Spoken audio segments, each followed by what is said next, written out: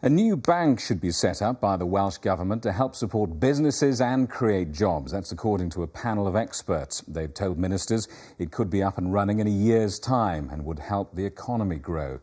Here's our business correspondent, Brian Meehan. This cafe opened in October last year in the shadow of one of the biggest companies in Wales. Now, if you're one of the big business players like Admiral, getting access to finance when you need it probably won't cause you many problems. But if you're one of the little guys, getting cash into your firm could be make or break. Like the vast majority of Welsh firms, it's a micro-business, employing 10 people or less. When its owner, Rob Cooper, went to the banks for help, he found they weren't interested. When you start a business, there's massive pressures. You go from employment and you take a step back towards doing it all for yourself and, having no security. And then by putting all of your savings in, then you lose that safety net as well. The cafe's in a converted bank, and downstairs it still has an old vault. But getting banks to open their doors has proven difficult since the financial crisis. Rob's not alone in finding it difficult to find finance for his business.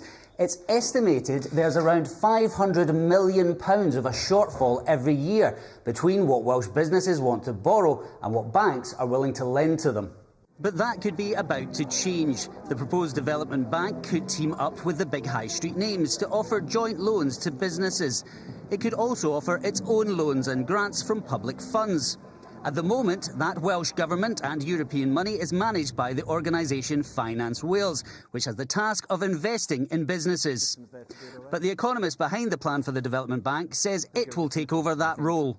Clearly, the banks are not lending. We need to get intervention by government. Certainly, the intervention we have now is there, but it's not enough. And clearly, it's not focused on the types of businesses as we have here, these micro-businesses that are creating all the jobs in the economy. But Tony Dorick, who used to work at Finance Wales and now advises businesses on funding, is concerned the Development Bank could face too much political influence. The more politically led the organisation, the less commercial the remit is going to be. So therefore, is the remit for job creation, or is it to actually assist commercially viable businesses in becoming more successful, as opposed to just looking at job creation per se? By bringing together financial help and business advice in one place, it's hoped it'll offer better, more complete support for firms like Rob's as they grow and take on staff. It will be up to the Welsh Government to decide what happens next.